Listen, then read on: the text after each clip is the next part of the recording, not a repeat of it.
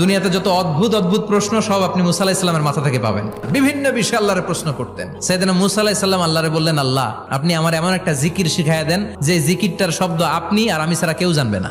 দিনে রাতে সব সময় এই জিকির আমি করব, আপনারে ডাকবো, কিন্তু শর্ত হলো এই জিকিরটা জানবে শুধু আপনি আর জানবো শুধু আমি। আল্লাহ বললেন, মুসা পড়ো লা ইলাহা ইল্লাল্লাহ।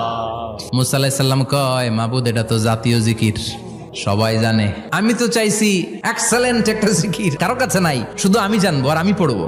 আল্লাহ বললেন, মুসা এই লা ইলাহাকে যদি এক পাল্লায় রেখে দাও, তাম বিশ্ব, 7 আকাশ 7 জমিনটারে তুলে যদি তুমি আরেক পাল্লায় রেখে দাও, লা রাজাহাত কাফাতু লা ইলাহা ইল্লাল্লাহ, মুহূর্তের মধ্যে লা ইলাহার পাল্লা ভারী হয়ে যাবে। ও মুসা, তুমি যতই এক্সক্লুসিভ জিকির চাও, লা ইলাহার চেয়ে দামি জিকির আমার কাছে নাই।